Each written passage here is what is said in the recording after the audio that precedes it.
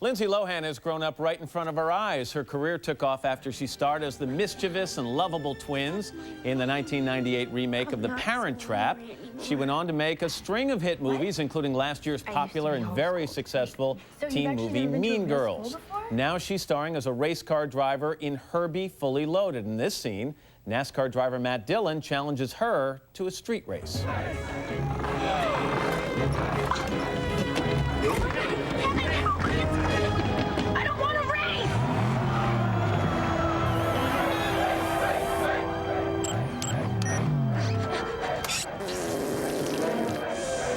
What are you trying to do to me, you crazy little car?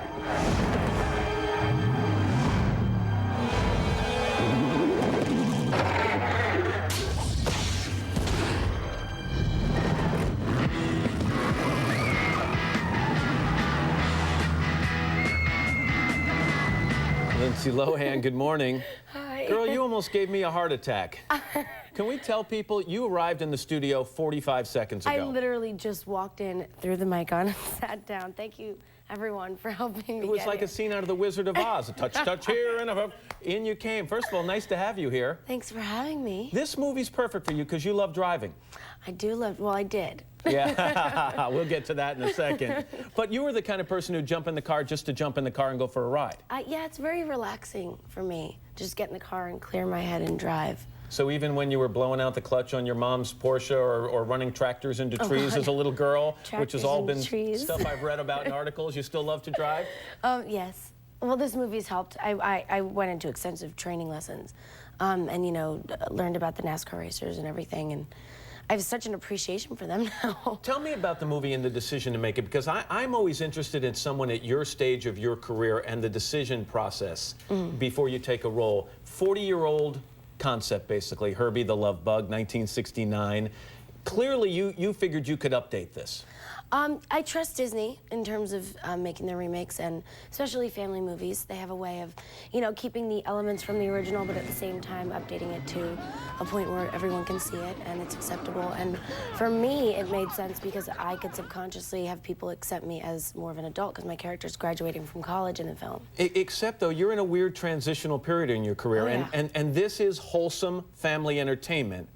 And you're at a stage where you're an 18-year-old girl, and you're all the things that are involved with being an 18-year-old girl, and I'm sure you're getting offered a lot of roles that are much more adult, more than this. Yeah, there are some that, you know, that I'm really interested in. Like what? What would you like to be, how would you like to be seen on the screen in the next year or two? Well, I have a film coming out in the fall, Lady Luck, which is a full-on romantic comedy. And you know, it's a bit more mature. My character's older. She's 24.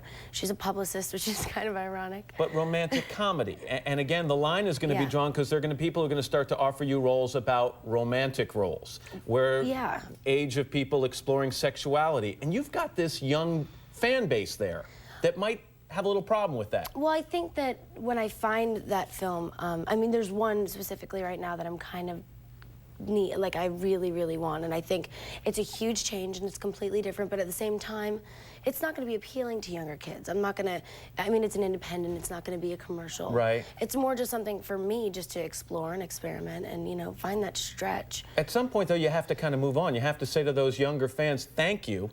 Thank you for making me a star. And by the way, to their moms, thanks for allowing me into your children's lives, but guess what? I'm moving on. Yeah, I mean, the main concern is my younger fan base. I also have younger siblings too, which my brother and sister see my movies.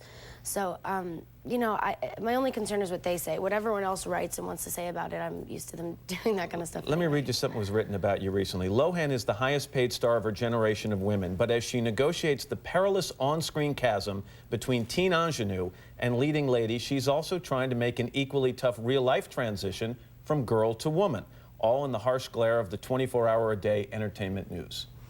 That's kind of insane. Where'd you find but that? But don't you think, amazing. isn't that in some ways pretty true? Yeah. I mean, in a lot of ways, it's nice that someone recognized that and put it in writing. How hard is it, that. making that transition? It's difficult because people, you know, right now there's this huge phenomenon with people buying tabloids and feeding into that, and, you know, people only really know about you with the perception that what's put out there. So that's what they have in their heads, what's in the tabloids. And I mean, I've done everything in terms of that kind of stuff, which is hard. How much of it's true? I mean, 5%? Yeah. 10%? Yeah. I mean, I'm very honest, and I'm an open book, and I'm aware that my life is going to be out there, and it's flattering that people are that interested in me, because I've worked really hard to get to this point.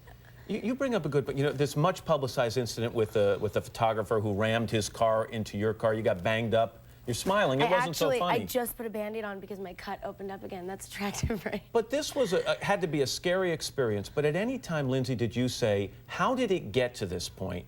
And in some ways, did I do anything to contribute to this? Yeah.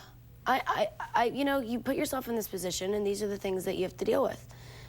People wanting your photo, and people know how crazy it's gotten that they're going to follow you. And, you know, my main concern is for people that have children, for actors in the business that are, you know, they're being chased, they have kids in the car. Right. And there's also times when they've run pedestrians off the road, which is dangerous.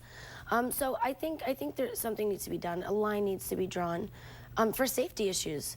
But it's hard to even really complain too much, because then people say, well, you wanted this career. Well, and that's right. A lot of people do say at a very early stage in actors and actresses' career, they covet the spotlight. Yeah. They want the paparazzi to take the pictures because it makes a name. And then at some point they say, enough. Oh yeah, there's certain, in LA, if you walk down Robertson Boulevard and you go into, you know, whatever store it may be, Kitson or the Ivy, you know you're going to get photographed. So you might as well go there and accept that. We're going to be back tomorrow. We're going to talk a lot more about your career and all kinds of good things. It's great to have you here. Take a deep breath. We're back after your local news.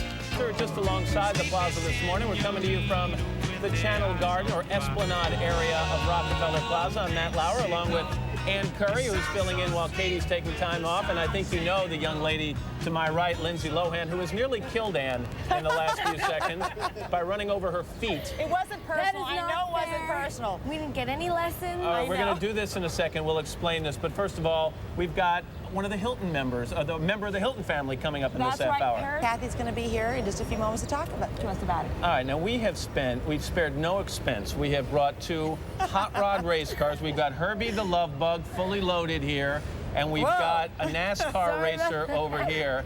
And we've had no lessons. Lindsay's correct. Yours is ahead of mine. So, in other words, anything could happen. Hey, no starting early, Lindsay. Can I be honest with you? Ladies first, we gotta head start. Can I be honest with you? My car is not working. I will tell you. Wait, here. On. So it's fixed for you. It's fixed for you. No, it's definitely not working. Oh, All right. come on, I'm telling you. You're kidding. All right, Lindsay, you're going to have to run. Oh, what's that? I did pull the trigger. Okay, let me get out of the way. I'm gonna try to start, and even if you can't, I got nothing. All right, you know what? What's that? Give it a roll. I'm going. Go! All right, come back here. Give me a chance. I can't. It's Herbie. Herbie's got a mind of his own. You actually, he does, doesn't he? That's the whole point of the movie. He does have a mind of his own. Should we go? Okay, I'm gonna start you. We're just gonna timer. You have to say start your engine. Pull the antenna out there, telling me. Oh, Matt. Motor's on. Everything. Okay. Oh, go. Put it down quick. You ready? Okay. Go, Ann. Are you ready? Ready, set, go! Wait, no, mine's not going now. Go! That's still there. Lindsay, come on! Lindsay!